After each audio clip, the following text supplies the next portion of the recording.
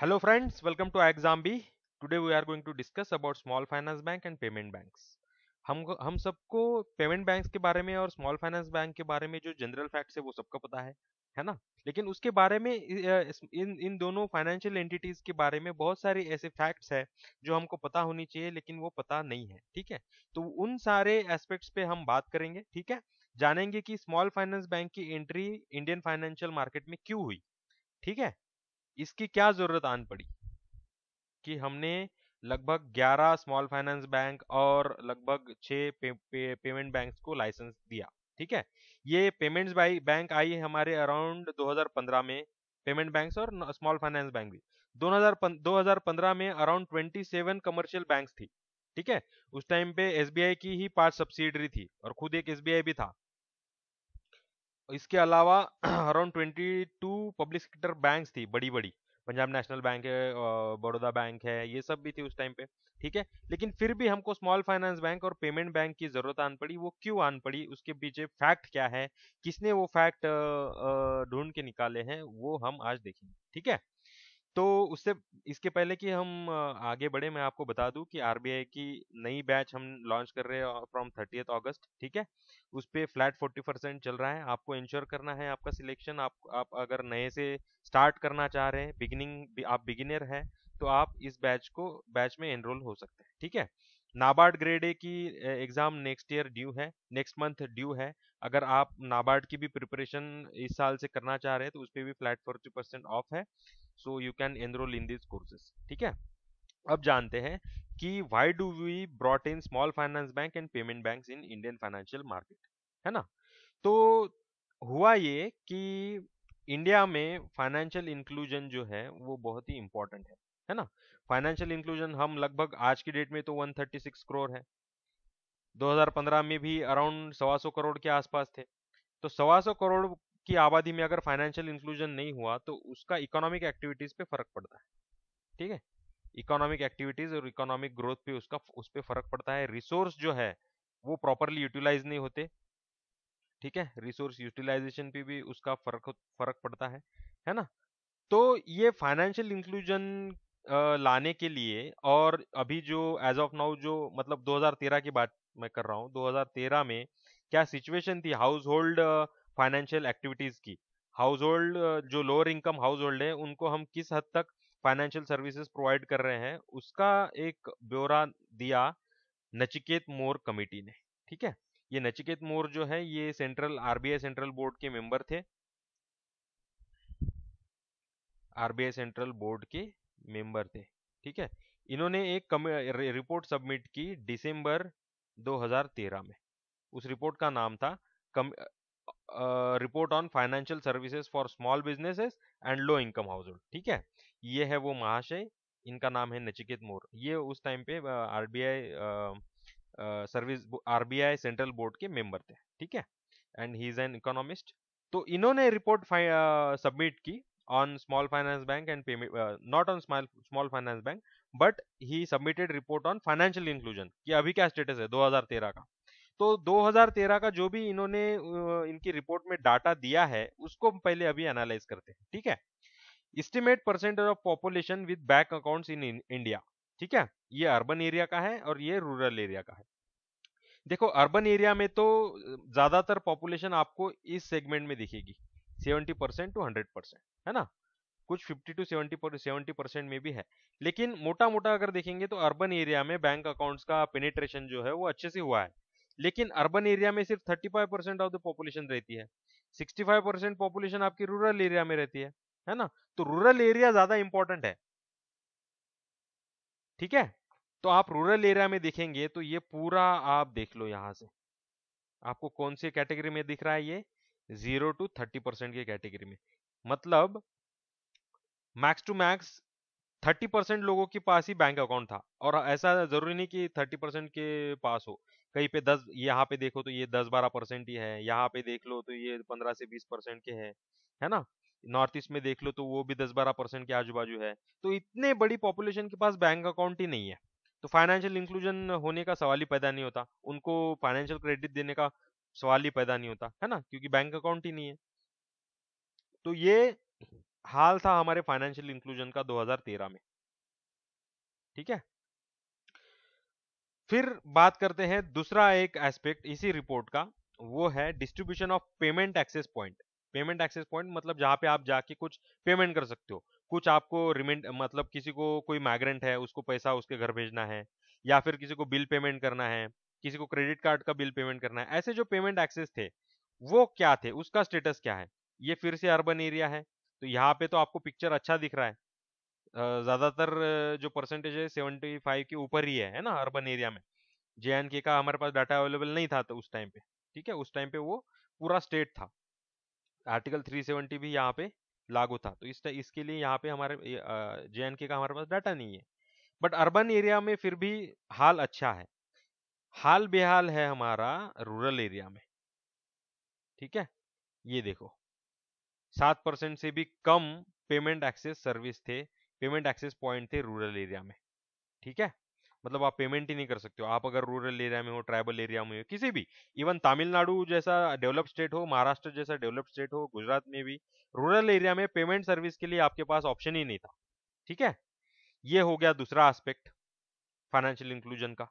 अब आते हैं तीसरे पॉइंट पे, estimated credit to GDP ratio. Credit to GDP ratio मतलब क्या है, मतलब मान लो आप अगर 100 रुपया जीडीपी है एग्रीकल्चर का, ठीक है, तो इस 100 रुपए जीडीपी के पीछे एग्रीकल्चर सेक्टर में हम कितना क्रेडिट दे पा रहे हैं, फाइनेंशियल क्रेडिट कितना दे पा रहे हैं, उसको बोलते हैं हम क्रेडिट टू जीडीपी रेशो। ठीक है, तो यहाँ पे भी अर्बन एरिया में भी हाल बेहाल है और रूरल एरिया में भी हाल बेहाल है। ये देख लो 10 से 30% के बीच में ही है, 10 से 30% के बीच में ज्यादातर एरिया आपको दिख रहा है। ठीक है, क्रेडिट टू जीडीपी रेशो में। इसके अगर आंकड़े देखें, एक्चुअल आंकड़े अगर देखें, देखो यहाँ पे मेजर जो इंडस्ट्रीज है वो दी है, agriculture industry, service sector, then MSME और GDP contribution of service MSME. ठीक है, तो टोटल हमारा जीडीपी उस टाइम पे था 93,000 करोड़ रुपए।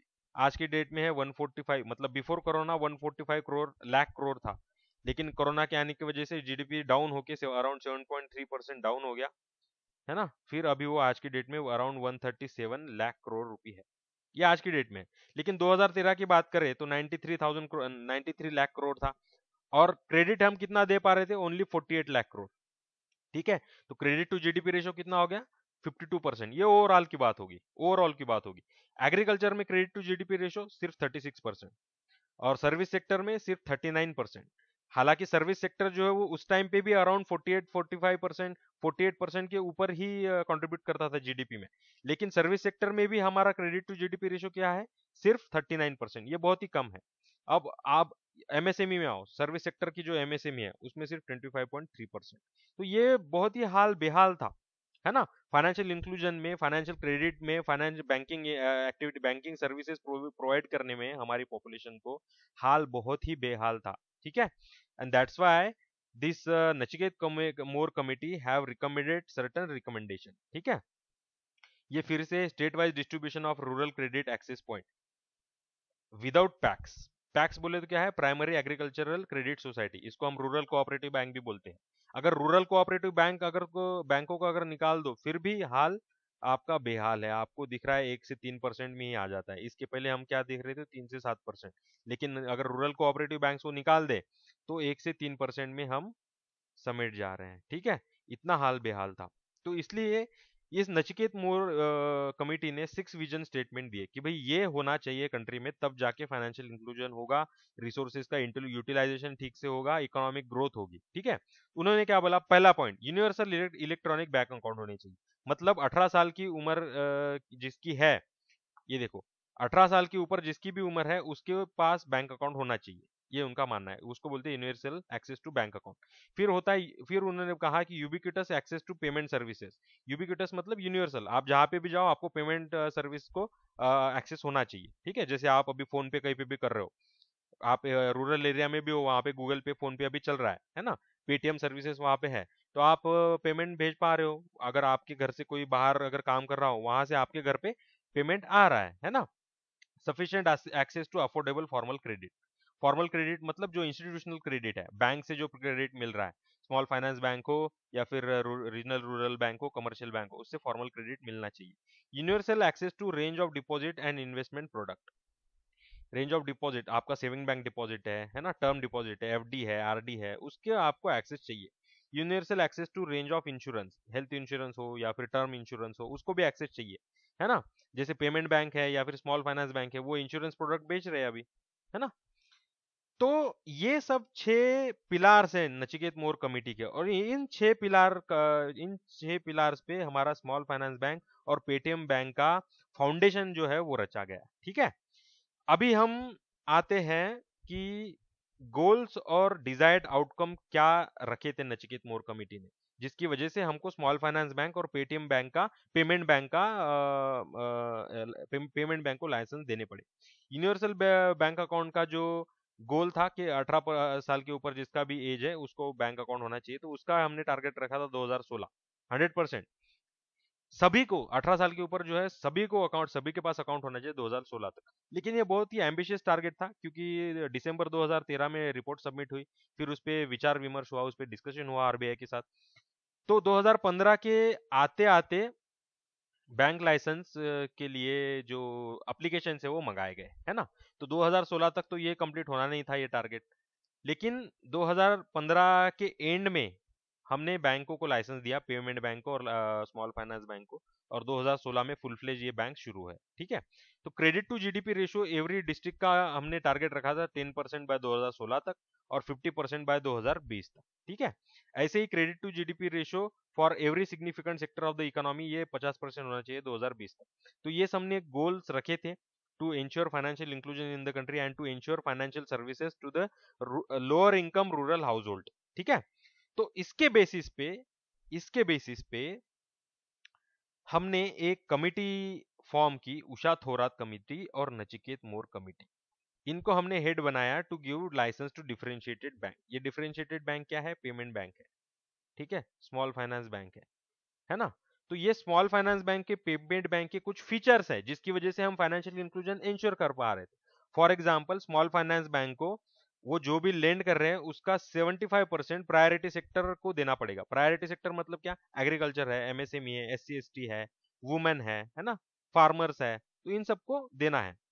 और इनकी अराउंड 25% ब्रांचेस जो है वो अनबैंक्ड रूरल एरिया में होनी चाहिए, है ना।